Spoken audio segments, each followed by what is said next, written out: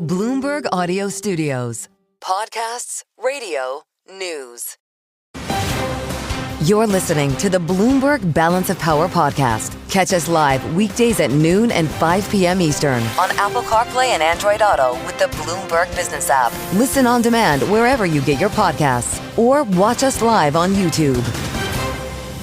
A new member joining the Apple family, which I guess is probably pretty extensive. We think about a lot of things as families in the business and in the political world, including, for example, the House Republican Conference, where there's famously, 5 families that all have to try to get their heads together and pursue the same policy. And therein lies the challenge that is facing House Republicans right now as they try to find a path forward on budget reconciliation to achieve the legislative objectives of President Trump, which includes steep tax cuts, making permanent his 2017 tax cuts, specifically energy and border policy, which they're trying in the House to roll all into one bill. And we got the budget outline yesterday. That's right.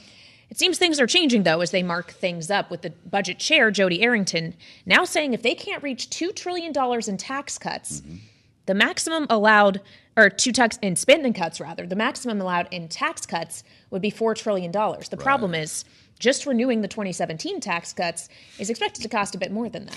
So the math is difficult here, and that's where Congressman Ralph Norman comes in. I'm glad that we have the opportunity to bring in a member of the aforementioned House Budget Committee representing South Carolina's 5th District with his own point of view here. And we're told, Congressman, welcome back to Bloomberg TV and radio, that you're one of 2 potential no's with the numbers that we're hearing. So we'll update that. Let's say it's at least $2 trillion in spending cuts, $4.5 trillion cap on tax cuts, a $4 trillion extension of the debt limit.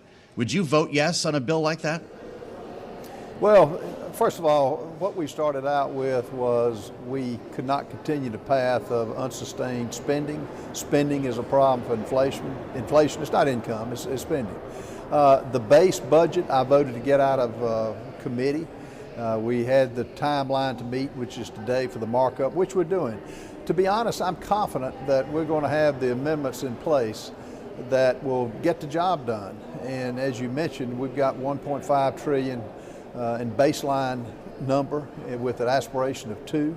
The tax cuts, $4 trillion, $4.5, and then with $300 billion for defense and homeland security. And I think we're going to get there. I think it's important for us to get our own version out. I know the Senate is working on one, but all the House is responsible for the purse strings.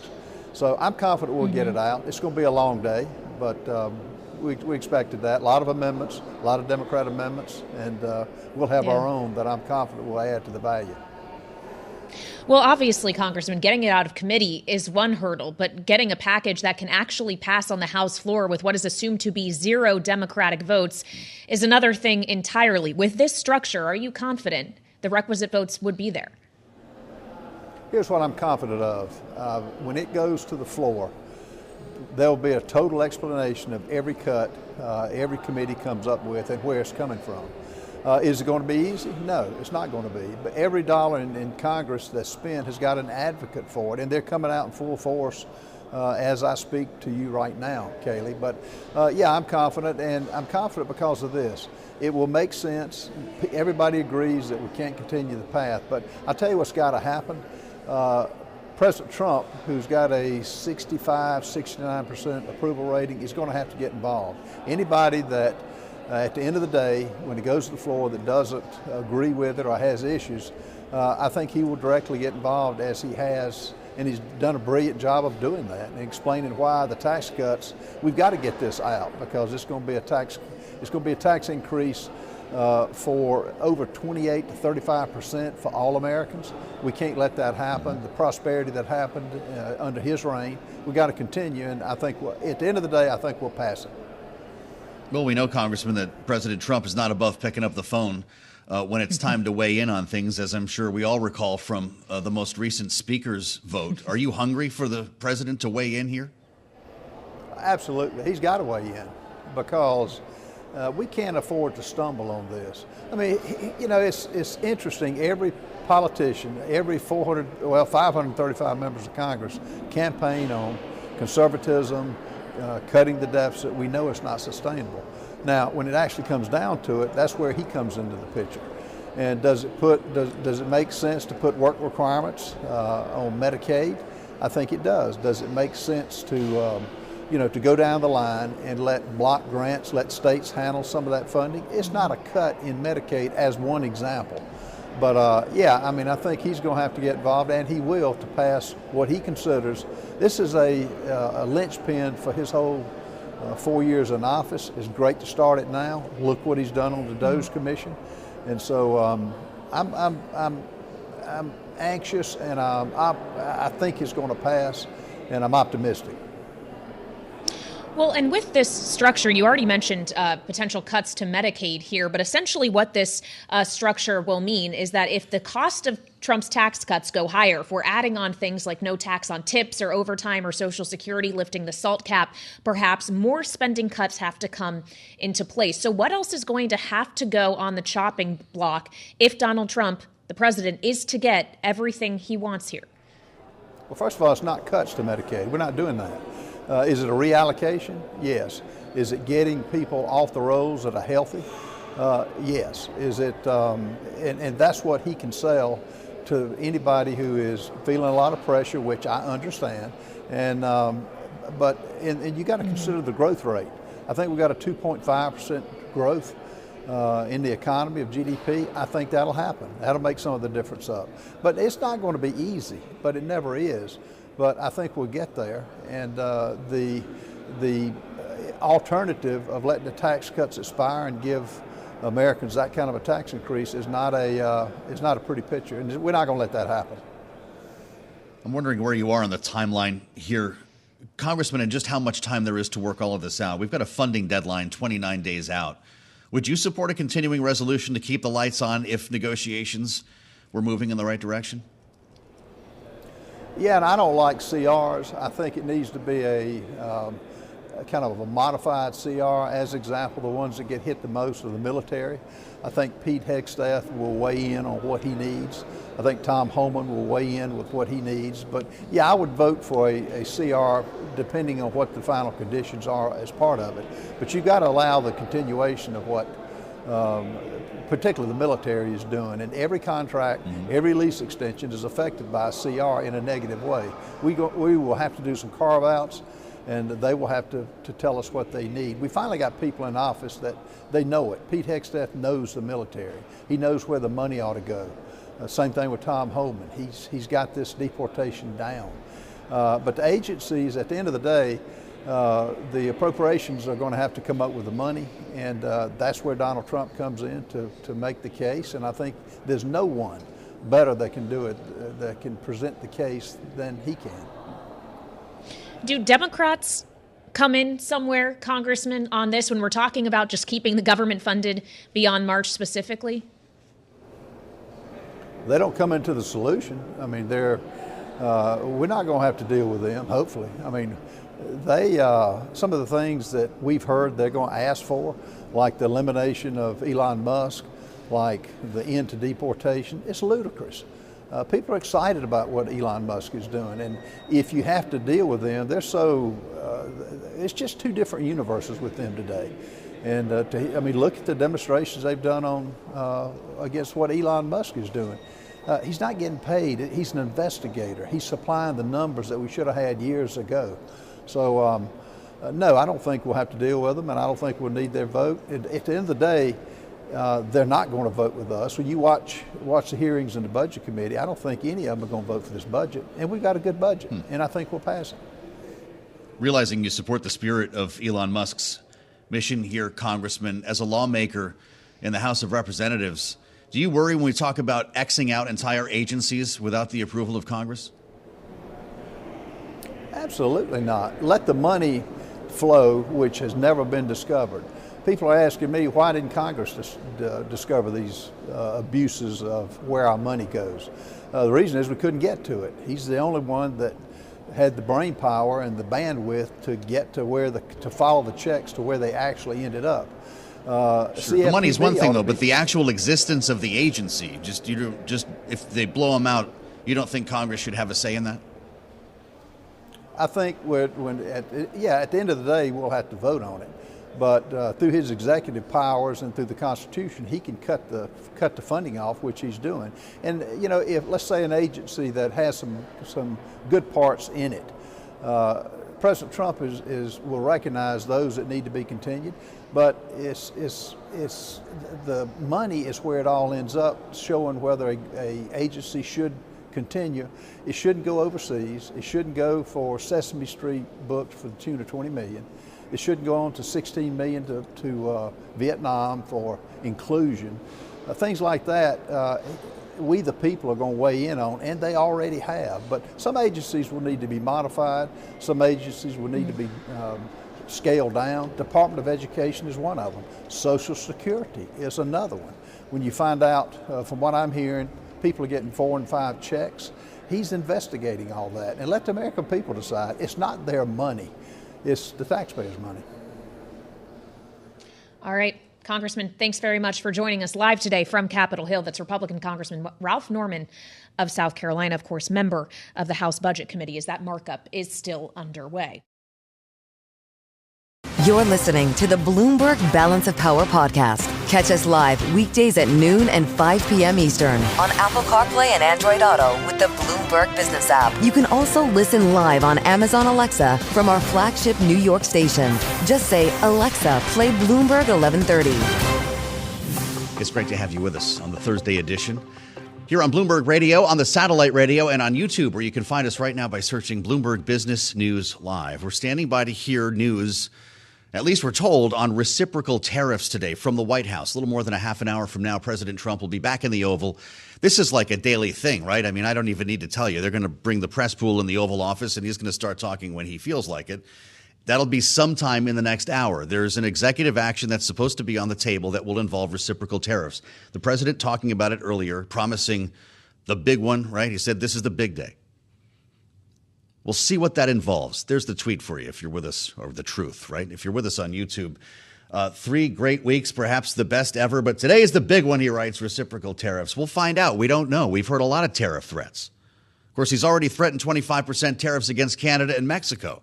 Backed away from the line when there were some concessions, as we discussed here, involving troops on the border. He's promised additional tariffs to go into effect soon on steel and aluminum. And here's the news. Our trading partners are not waiting around to find out. Enter the Premier of Saskatchewan. I told you he was coming to talk to us here in person. Scott Moe is one of 13 premiers down from our neighbor from the north to make the case for ongoing trade partnerships here in North America. It's great to have you with us at the table. Thank you for making part of your day here in Washington. Well, thank you for making time, Joe. You're meeting with a lot of stakeholders. You had spoken before you left Canada about meeting with lawmakers, senators, maybe governors, but also, and maybe most importantly, cabinet officials, members of the administration. Was the White House accommodating? Yeah, no, certainly. And again, from Saskatchewan's perspective, these relationships with policymakers, whether they be in Congress, in the Senate, or part of the administration, we've made it a priority for the last decade and a half to, be in D.C. a number of times throughout the year and to foster these relations, because they're important to us. And I think they're important really to what our goal is for Saskatchewan to be part of, creating that continental energy, food, and manufacturing security system. I want the whole elevator pitch. I want to hear what you're telling people in these meetings. But first, what does the administration want from you? You put 10,000 troops on the border. You've made an agreement to crack down on fentanyl, illegal border crossings. What else would remove this threat from hanging over your head? Well, I think when it comes to priorities that have been raised by the president, whether it be fentanyl or securing our border, whether it be our 49th parallel or mutually our North American ports, we need to always be looking to do better. And when it comes to fentanyl, that's not a drug at all. It's a poison, and it's killing people north and south of the 49th parallel, and we need to do our level best to eradicate it from our communities and eradicate it from the hands and pockets of friends and all too often family members. And so we're committing to do that in Saskatchewan and pushing our federal government. And our part, the provincial efforts were part of the 10,000 folks on the border, the security officials on the border. And so we're working together, not just because it's a priority of the president, but it's a priority of all of us that live in North America. I get that, and I also feel like it wouldn't be that hard of a job for you. What I understand was 40-something pounds of fentanyl crossed the northern border last year versus 21,000 through our southern border. You can get your arms around that, can't you? Yeah, well, all of those pounds are a problem. Yeah. And so what I would say is when you look at the fentanyl deaths in Saskatchewan communities or Canadian communities, it's very similar per capita to what we're seeing in the U.S. Yeah. And so we need to work together. We need to get that drug out of the hands of anyone that lives in North America. Your biggest trading partner as a province is the United States. Sure. The most important thing you sell the U.S. is crude oil. If these tariffs take effect, if we get into some kind of a trade war, can you replace that business? Can you sell that oil to someone else? Oh, the crude oil is a little more difficult. We sell crude oil, potash, uranium, agri-food products, and our goal is always to create that continental energy and food security from our province's perspective. Those products will start to flow to other places around the world. But at the end of the day, not only is the United States of America our largest trading partner, north and south, they're our most trusted and important ally as Canadians and as fellow North Americans. And so our goal isn't to sell those products somewhere else. Our goal is to continue with the relationship with the United States because, quite honestly, that oil is coming to U.S. refineries, and it's creating jobs in places like Ohio, Iowa, Illinois, down into Louisiana and Texas. So the trade relationship is strong. We understand there's some discussion about what that's going to look like moving forward, and that's why we're here. You mentioned potash. Yeah. You put out a tweet that got our attention here with a nice shot of a Big Mac on it. You must have gotten Donald Trump's attention with this. From growing wheat, you say, for the bun, to corn for the cattle. It turns out the secret ingredient to the Big Mac is potash. A tariff on Canadian potash is a tax on Americans' food. Is that part of your argument when you sit down in these meetings? Well, it's a fact. You know how much he likes a Big Mac. You're not going to raise the price on this, are you? I think there's about 9. Well, we're not going to. But there's about 9 million tons of potash that come down into the Corn Belt in the U.S. 90% of that comes from Saskatchewan. 35% of the world's potash comes from Saskatchewan. There really is no other market for that product unless you want to start purchasing from Russia. Yeah. So, herein lies the importance of the trading relationship we have. We understand, the president is making some efforts to reset trade relationships, and it starts with Canada and Mexico, but likely going to extend beyond that. So what are you getting in the other direction when you sit down in these meetings? Do you feel good? Were you guys high-fiving leaving the White House? I don't know for high-fiving, but certainly encouraged. And again, this is building on relationships that are not new for us from Saskatchewan. Yeah. We've been down here for 15 years. So this Rolodex, you're calling the same people you were meeting a couple of months ago. And more. And we've engaged throughout that decade and a half, and so we feel positive on the relationship. There's going to be some words and some rhetoric back and forth in the meantime, but at the end of the day, we have a goal, and it's to get back to that strong trading relationship, and we feel we can get there. The words and the rhetoric have been something. The 51st states, Governor Trudeau. Where are we in our relationship culturally? Teach me something about this. You hear the jokes, right? The apartment upstairs above the party, America's hat. What do Americans need to understand about our most important trade partner? Well, I'd say a couple of things. First is Canada isn't going to be the 51st state. That's some of the rhetoric that we hear back and forth. That being said, Canada and the U.S. are what I think has had and will continue to have post this discussion, the strongest economic trading relationship in the world, one that keeps our continent secure. From time to time, the president is raising some topics, whether it be fentanyl, whether it be our military commitments, where Canadians have to have a look in the mirror. And make sure that we're doing what we say we were going to do, and make sure that we certainly are contributing as a full partner into that relationship. And so we're doing that. As you see, with 10,000 troops on the border, we're going to secure that border. We're going to make every effort to eradicate fentanyl out of our province. So the discussion will go on, but I think our goals are the same. It's not only a question about what happens at the end of this 30-day review, however that is going to be rolled out. Right. But also a full renegotiation, it seems, of the USMCA. Are these negotiations, these talks happening in tandem? I wouldn't say they're happening in tandem. We have to make decisions and have discussions as they come. Today, there's no Secretary of Commerce for Canada to actually negotiate with. That's right. So we have some confirmations that have to happen. That being said, we've been able to engage, with folks that I've known for years. Secretary Burgum, for example, former governor of North Dakota, our neighbor to the south, and I've worked closely with then Governor, now Secretary Burgum as well. Secretary Wright, the Secretary of Energy. important contact for us, and those are contacts that we've had for years and continue to have, and we'll work closely with them as they represent obviously the administration's interest. We'll represent Saskatchewan and Canada's interest, and we'll find our place to that strong trading relationship again. Does this negotiation of this immediate term 25% tariffs on Canada inform whatever the final product is for USMCA? Well, I think it informs where our respective positions are, and let me say this, and I'll bring us back to the hamburger tweet or the Big Mac tweet, if you will. Yeah. Tariffs of any kind are not helpful for that strong, effective, efficient North American trading economy. They aren't helpful for us in providing that continental energy food security that we aspire to. Whether they're tariffs that are put on by President Trump and his administration, whether they're counter tariffs that might be considered by Canada or even by Mexico from that perspective. They're not a positive place for us to be heading. However, they may be used in a short term to enhance a bargaining position or something of that nature. Where we need to be at the conclusion of the conversation is back to a very robust trading environment, providing North Americans, not just Canadians or even just Americans, North Americans with the security of our continent, the economic security that we aspire to, food, energy security, all of those things. You hear words like energy dominance. Yeah, sure. We can be part of that and have been and will be part of that into the future, whether it's electricity generation or oil and gas, which we produce in our area. I am struck by how similar a lot of the language that you use, a lot of the messaging that you're delivering right now, how similar it is to what we hear from the administration when it comes to energy dominance, when it comes to our military partnership. You're very much on the same page on a lot of these things, aren't you? Sure. And, sometimes in our families and in our friends groups, we have some discussions on, where everybody's going to, when and where everybody's going to do what.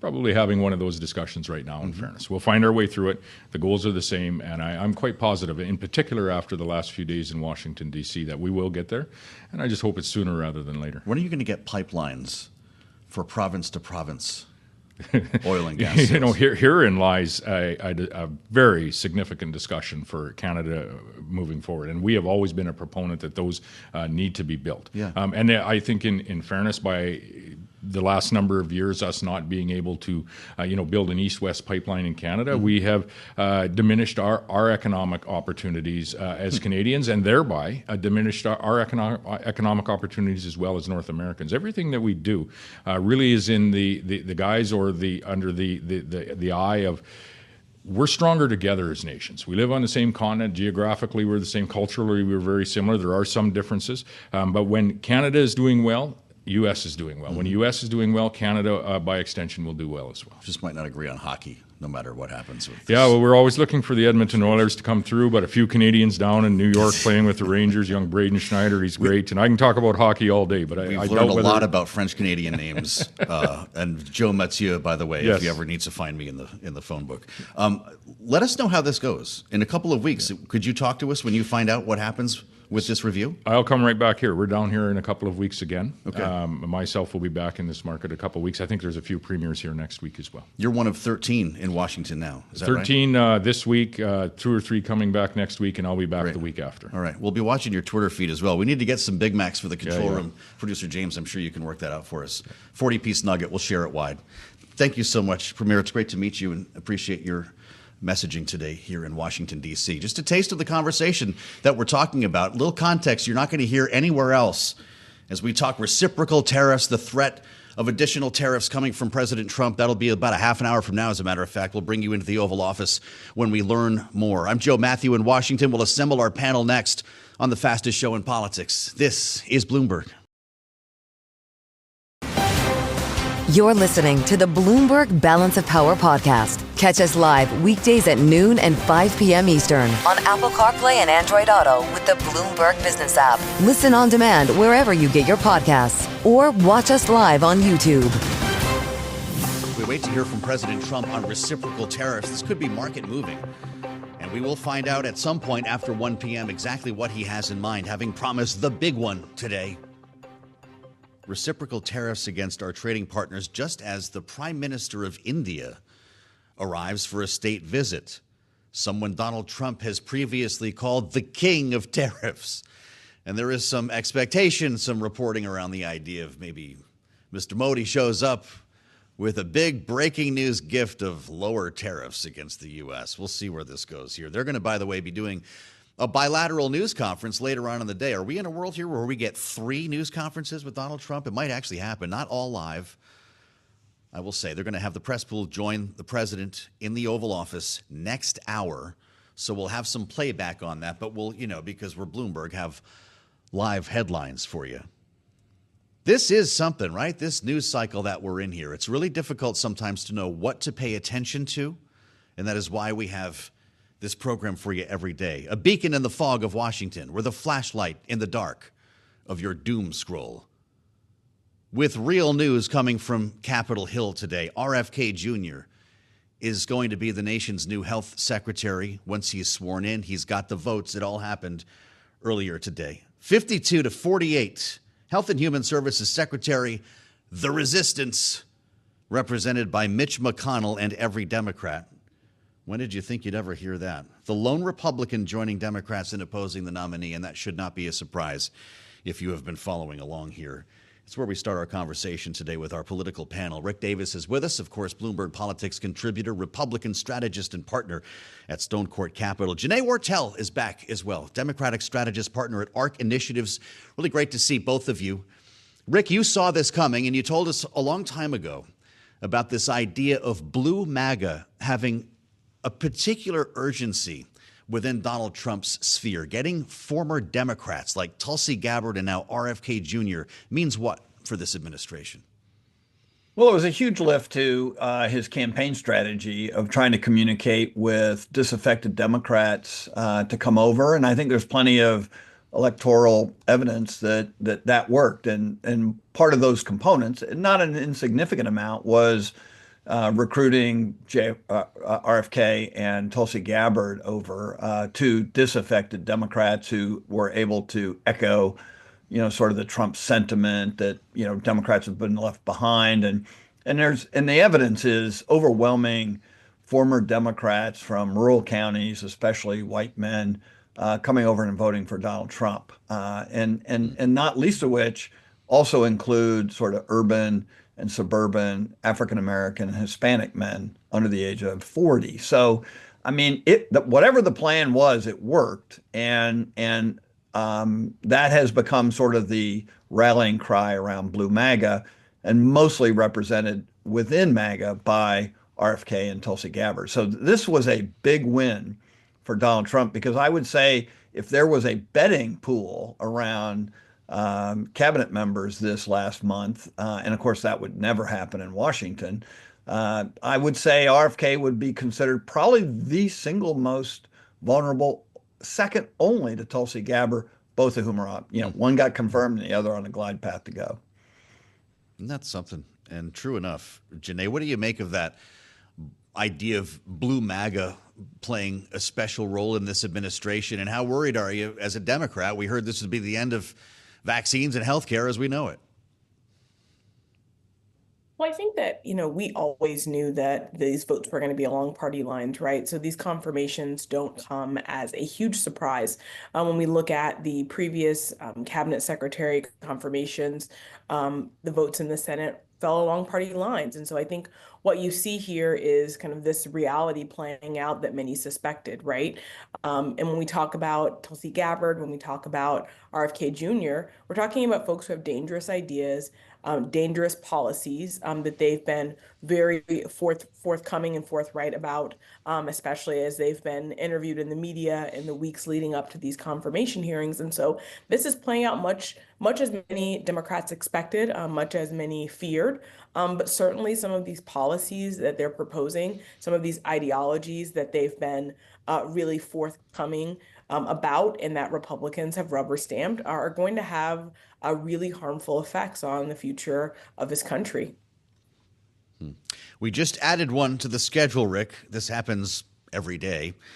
2 p.m. now. We've got the executive orders coming up at 1 p.m. Eastern. That's about 15 minutes away. RFK Jr., who we're talking about right now, is going to join the president in the Oval Office for a swearing-in ceremony at 2 p.m. Eastern time. These have turned into kind of impromptu news conferences. They put the podium right there next to the Resolute desk. Rick, what do you think we hear from Donald Trump as RFK Jr. is sworn in. He, in particular, asked RFK Jr., for instance, to focus on food and not go after pharmaceuticals. Will Washington be able to keep its GLP-1s? Yeah, I think that Donald Trump has used these forums really to go off message. And what I mean by that is he's got other things he wants to talk about. Okay. It's not like these things are finally scripted. And so, yeah, I suspect what he's going to talk about is, all the fraud and abuse that he's been talking about with Elon Musk and the Doge crew. And that we've got to cut to the bone at HHS, and that that'll be one of the jobs, because that seems to be a common thread now that's running through all his press conferences. But it wouldn't surprise me that he goes into Middle East peace, talks a little bit about hostages getting released on time. I mean, I think you can expect the unexpected. But just think about this day, Modi, which would normally be a major press day around a meeting like this. But on top of that, he's announcing these trade sanctions. And then on top of that, he's going to have, one of his key cabinet members swearing in all in the Oval Office, basically.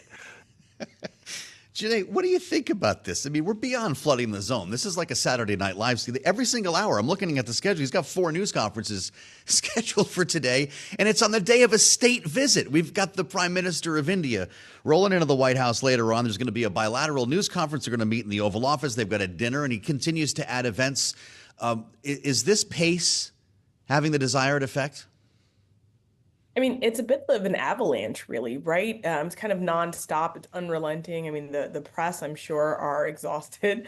I'm sure the American people are exhausted watching this play out. But look, I think this has always been the Trump administration's plan, really, just to flood the zone, to kind of overwhelm folks with news alerts and confirmations and state dinners. Oh my, right? And so I think that a lot of this is really to ram and kind of force the agenda, but also to give folks like so many inflection points around what this administration is doing. It's really hard for critics, pundits, and folks to really keep up and have singular lines of criticism or pushback because there's just so much happening at once. So kind of exhausting the immediate and exhausting the American people is kind of the approach that this administration has really taken. Exhausting it is. Rick, you're a communications expert. You've spent a career helping elected officials hone their messages and deliver them effectively. What do you make of this? Well, I don't know if you can use the term overexposure because that may be an underestimation, but he's getting plenty of airtime. Frankly, he's much busier than he was during the campaign to try and become president of the United States. And so the question is, how sustainable is this?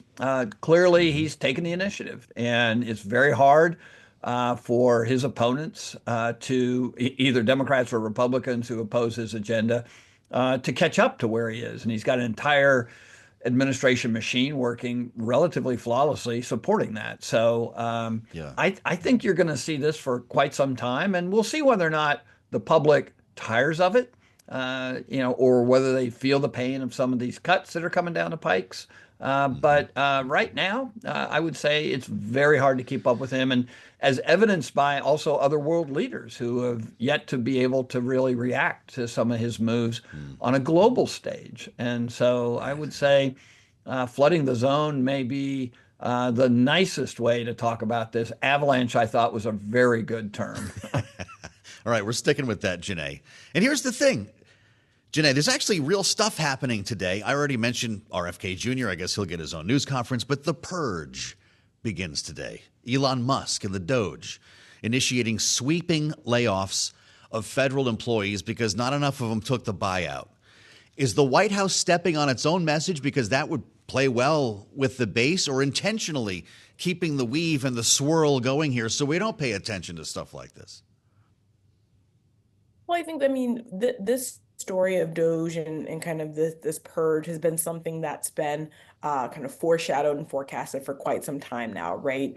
This idea that folks needed to take this buyout, there's been a lot of chatter about that. So this has been a bit of a protracted narrative conversation that we've been having around this. But I do think that there is, to the point, there is an effort to have all of these other things happening that the media is needing to cover, that there needs to be attention drawn to so that people aren't focused on this. But the reality of it is this is affecting thousands and thousands of folks. So this is not going to be something that's going to fade quietly behind other headlines. This is something that is going to resurge as these layoffs are happening. And so I do think that there's a longer conversation that we're going to have given the tremendous impact that it's going to have to the federal workforce. What do you make of that, Rick? Is the point to keep us from focusing on any given story? I mean, what exactly is the strategy? They've got the news media, running breathlessly, and I get that part of it. But if you're somebody who's sitting at home trying to follow along here, it's pretty difficult to understand what's important and what's worth paying attention to. Yeah, look, I think that is part of the strategy, is just overwhelming force and keep everybody sort of scrambled. And when it's time to have somebody focus, it's the president himself who comes out and says, this is what I want you to think about today. So you'll notice, right, nothing on his schedule that we're aware of that would indicate a discussion on Doge like they had, with Elon Musk in the Oval Office the other day. So he dictates the pace and he dictates the messaging. You'll notice none of these other cabinet members are doing much publicly. I mean, they're sort of hunkered down, getting confirmed and focusing on what they're doing. The only one really making any news this week is Pete Hegseth, the Secretary of Defense, who's out sort of fronting on some of the discussions related to a peace negotiation between Russia and Ukraine, which, by the way, you would have thought would have been the news of the week.